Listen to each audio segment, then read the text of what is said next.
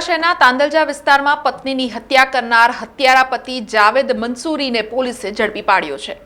થોડા દિવસો અગાઉ વડોદરા શહેરના જેપી રોડ પોલીસ સ્ટેશન હદમાં આવેલા તાંદલજા વિસ્તારમાં તસ્લીમ બાનુ નામની એક પરિણીત મહિલાનું શંકાસ્પદ મૃત્યુ થતા જેપી રોડ પોલીસ દ્વારા ઘટનાસ્થળે પહોંચી તપાસ શરૂ કરવામાં આવી હતી। તપાસ દરમિયાન પોલીસે મૃતક મહિલાના પતિની સઘન અને જુદી જુદી રીતે પૂછપરછ કરતા તે પડી ભાંગ્યો હતો, જેમાં તેણે જણાવ્યું હતું કે તેના પત્નીના અન્ય શખ્સ સાથે પ્રેમ સંબંધ હતા, જેને લઈને અવારનવાર તેણે પત્નીને સમજાવી હતી। જોકે પત્ની પ્રેમીને ભૂલવાની ના પાડતા તેણે ડ્રેસના દુપટ્ટા વડે ગળામાં ટૂંપો આપવાનો પ્રયાસ કર્યો હતો। જોકે પત્નીએ બૂમાબૂમ કરતા તેણે બાજુમાં પડેલું તકિયું લઈ તેની પત્નીના મોઢાના ભાગે મૂકીને દુપટ્ટો ફરીથી જોરથી ખેંચ્યો હતો અને પોતાની પત્નીની હત્યા કરી હતી, જેથી જેપી પોલીસે હત્યારા પતિ જાવેદ મંસૂરીની ધરપકડ કરી વધુ તપાસ હાથ ધરી છે, જે અંગે એસીપી અશોક રાઠવાએ વધુ માહિતી આપી હતી।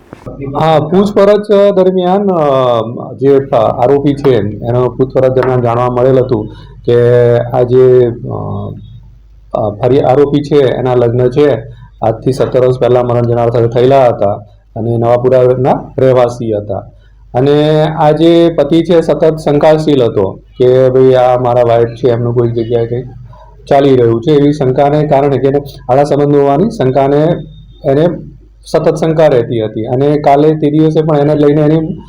બોલચાલ થઈ હતી અને આવેશમાં આવી જઈને આણે એનું દુપટ્ટાથી ગળું ગોઠીને મૃત્યુ નિપજાવેલ હતું।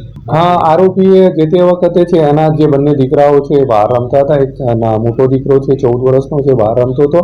અને જે તે વખતે એણે એમ કર્યું કે પછી ઝઘડો થયો, એને ગળું દબાવી અને ત્યાં પછી એને સુવડાવી અને ત્યાંથી નીકળી ગયો અને પછી પેલો એનો બાળક છે જે છોકરો છે અંદર આવ્યો અને આવીને પછી એના માતાને જગાડવા જતા